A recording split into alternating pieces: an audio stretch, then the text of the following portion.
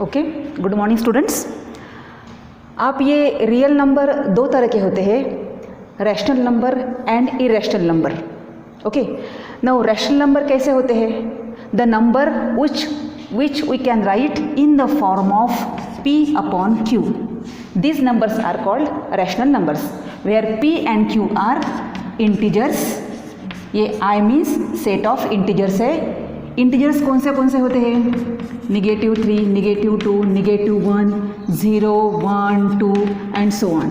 So p and q are integers, but this q it should never be equal to 0. ये आपका 9th class में हो चुका है।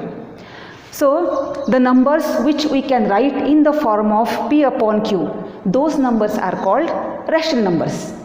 And the numbers which we cannot written in the form of p upon q, where p and q are integers and so on, those numbers are called irrational numbers. Now today we are going to see the decimal expansion of rational and irrational number. अभी 9th class में आप पढ़ चुके हैं कि decimal expansion of rational number दो तरह के होते हैं, एक तो terminating and non terminating recurring. अभी इसके कुछ एग्जाम्पल देखेंगे। Terminating decimal expansion, for example 0.267, बस इसका मतलब यहाँ ये जो एक्सपांशन है ये टर्मिनेट हो गया है, डिवीजन की प्रोसेस एंड हो गई है। इसको कहते हैं टर्मिनेटिंग डेसिमल एक्सपांशन। और नॉन टर्मिनेटिंग, इसका मतलब एंड नहीं हो रहा है एंड रिकरिंग यानी रिपीट। तो इसका एग्जांपल देखेंगे 1.267, याद है? यहाँ ये जो ब्लॉक है ना, हमने इसको ऐसे भी लिखा था, यानी ये जो ब्लॉक है 267 ये रिपीट हो रहा है और ये डिवीजन नॉन टर्मिनेट हो रहा है, इसलिए इस डेसिमल एक्सपांशन को कहते हैं non terminating recurring. And irrational number का डेसिमल एक्सपांशन इस तरह का होता है। Example 1.239067325 and so on. इसका मतलब इसका जो डेसिमल एक्सपांशन है ये नॉन टर्मिनेटिंग है, टर्मिनेट नहीं हो रहा है, that means non terminating and non recurring. यहाँ कोई भी ब्लॉक रिपीट नहीं हो रहा है, नंबर्स भले रिपीट हो रहे हैं लेकिन ब्लॉक रिपीट नहीं हो रहा है। सो decimal expansion of irrational number is non terminating non recurring. Okay, ठीक है। अभी आपको 10th क्लास की बुक में ये है decimal expansion of rational number और उनका टर्मिनेटिंग एंड नॉन टर्मिनेटिंग, ये दो आपको पढ़ना है। ओके, अभी आपको इस साल कोई एक एग्जाम्पल देंगे, फॉर एग्जाम्पल 7/80। ठीक है, अभी ये रैशनल नंबर है। अभी आपको पूछेंगे कि इस रैशनल नंबर का जो डेसिमल एक्सपांशन है ये कैसे होगा? कैसे होगा का मतलब क्या? टर्मिनेटिंग होगा कि नॉन टर्मिनेटिंग रिकरिंग होगा, ये आपको निकालना है। तो ये निकालने की दो मेथड है। एक तो सबसे पहले एक्चुअल डिवीजन, जो कि हमको इस साल नहीं करनी है। तो हमको इस साल क्या करना है? तो आपको सबसे पहले ये डिनोमिनेटर्स के फैक्टर्स निकालने हैं। ठीक है, अगर वो फैक्टर्स इस फॉर्म में रहेंगे 5 to the power m into 2 to the power n, where m and n are natural numbers,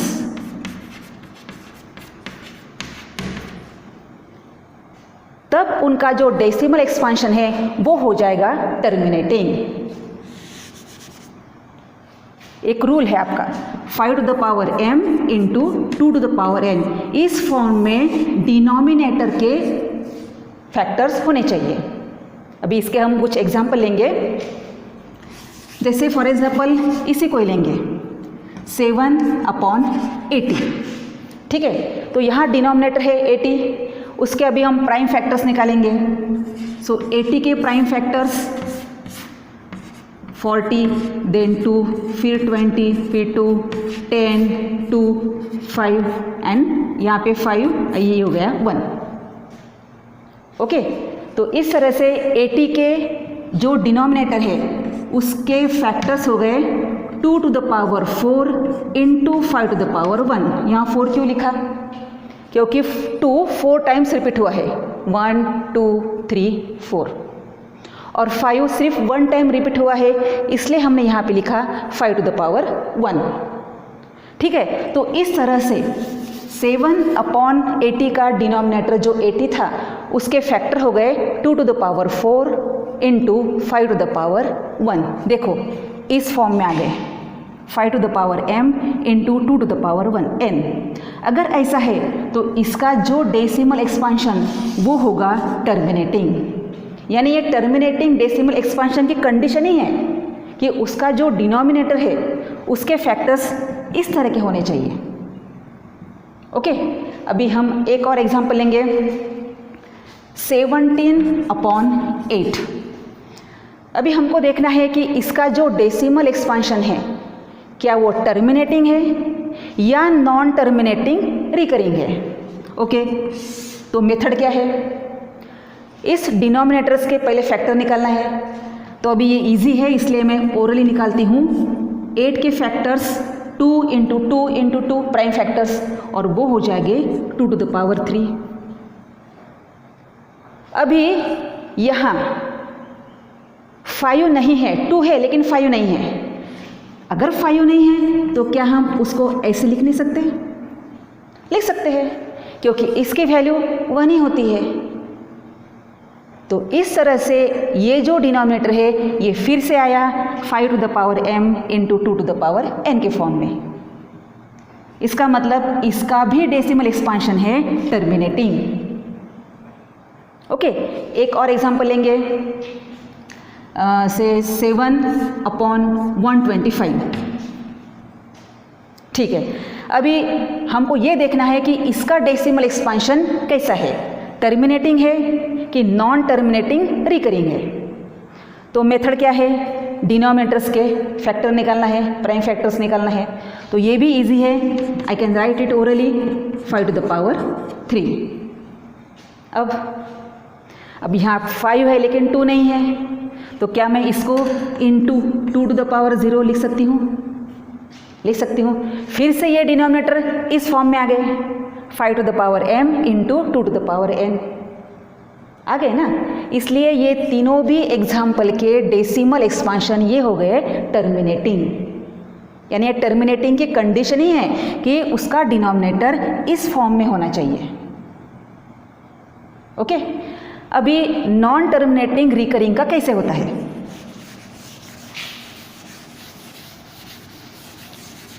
एक एग्जाम्पल लेंगे हम। हाँ, 129/2 cube into 5 to the power 2 into 7 to the power for example 1। अब क्या होगा? अब मैंने डायरेक्टली फैक्टर्स निकाल लिए हैं, तो अगर ये नंबर है तो इसका डेसिमल एक्सपांशन कैसे होगा? टर्मिनेटिंग होगा कि नॉन टर्मिनेटिंग रिकरिंग होगा? दो ही ऑप्शंस है, एक तो टर्मिनेटिंग या तो नॉन टर्मिनेटिंग रिकरिंग। तो अभी आप कहेंगे मैडम यहाँ पे तो है ना वो, कौन सा form? 5 to the power m into 2 to the power n, इस फॉर्म में तो है ये नंबर। हाँ है, लेकिन ये क्यों आया एक्स्ट्रा पार्ट?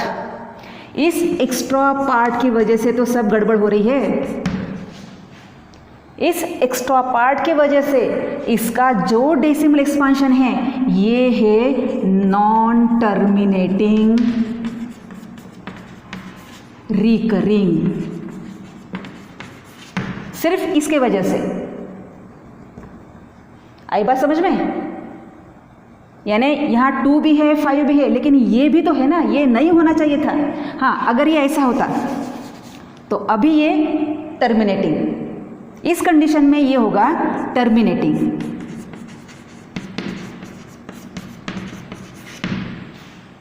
लेकिन यहाँ एक फैक्टर आ गया है 7, या कोई भी हो, 5 हो, सॉरी 5 नहीं, 7 हो, 3 हो, कुछ भी हो, तो ये जो एक्स्ट्रा पार्ट आया है उसकी वजह से इसका डेसिमल एक्सपांशन हो गया नॉन टर्मिनेटिंग रिकरिंग। ठीक है, तो थोड़ा हम इसको थोड़ा समराइज करेंगे। रैशनल नंबर के दो तरह के डेसिमल एक्सपांशन होते हैं। सबसे पहले टर्मिनेटिंग और second non terminating recurring. Terminating, non terminating, recurring. तो अगर P अपॉन Q ये एक रैशनल नंबर है, उसका जो डिनोमिनेटर है Q, ये अगर 5 to the power m into 2 to the power n इस फॉर्म में आता है, या तो सिर्फ इस फॉर्म में आता है या तो सिर्फ इस फॉर्म में आता है, ये तीनों भी फॉर्म में अगर आता है तो उसका डेसिमल एक्सपांशन होगा टर्मिनेटिंग, बस। और अगर नॉन टर्मिनेटिंग रिकरिंग कब होता है?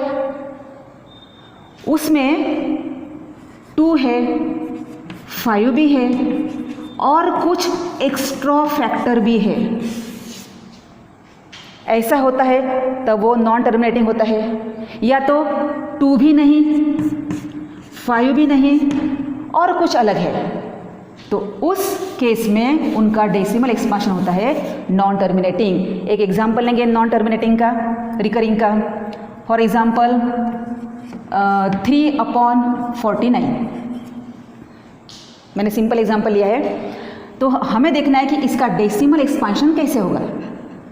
सो डिनोमिनेटर को हम फैक्टर करेंगे तो ये हो जाएगा 7 स्क्वायर। अभी देखिए डिनोमिनेटर कैसा है। इसमें 5 टू द पावर m यानी ये भी नहीं है, 2 टू द पावर n ये भी नहीं है, और एक अलग ही फैक्टर है 7 स्क्वायर।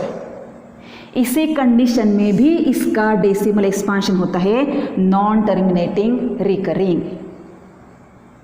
आई बात समझ में? यानी टर्मिनेटिंग होने के लिए सिर्फ ये 3 चीज़ें चाहिए बस।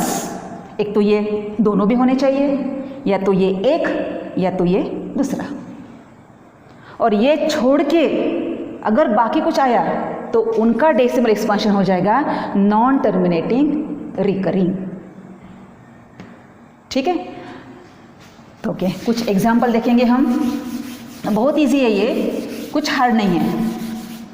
अभी देखिए एक एग्जाम्पल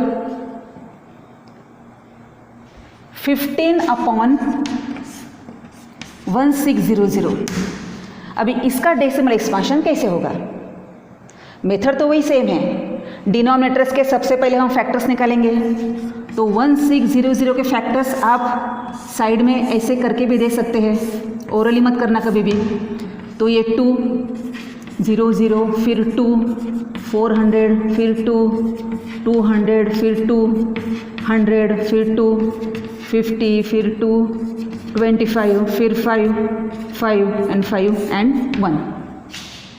तो इसके डिनोमिनेटर्स के फैक्टर हो गए 2 to the power 1 2 3 4 5 6 into 5 to the power 1 2 है। 5 to the power m into 2 to the power n के फॉर्म में है ना डिनोमिनेटर।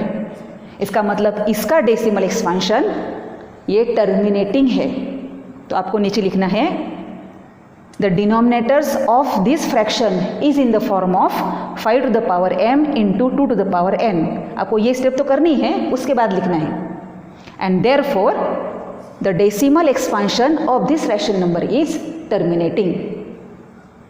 ओके, तो वीडियो पॉज करके आप इसको लिख सकते हैं, लिख लेंगे पूरा। ओके, ठीक है। एक और एग्जांपल लेंगे। For example 29 upon 343। आपको चेक करना है इसका डेसिमल एक्सपांशन कैसा है। तो बस डिनोमिनेटर के फैक्टर्स निकालेंगे। तो इसको डिवाइड होता है 7 से, तो ये होता है शायद 49, ठीक है, ओके। और ये बाद में 7 7 7 1। तो ये हो गया 29/7³ ना, तो यहाँ 5 फैक्टर है ना 2 है, तो अलग ही है 7। इसका मतलब इसका डेसिमल एक्सपांशन कैसे होगा? Non terminating recurring. ओके, तो आपको लिखना पड़ेगा the denominator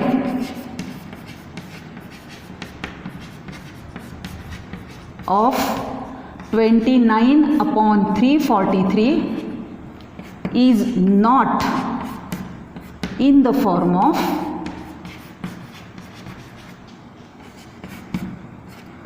5 to the power m into 2 to the power n, and therefore the decimal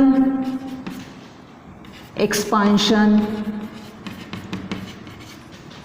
of 29/343 is non-terminating recurring। ठीक है, तो आज आपका होमवर्क है एक्सरसाइज 1.4, ये आपको पूरी करनी है। Okay, bye.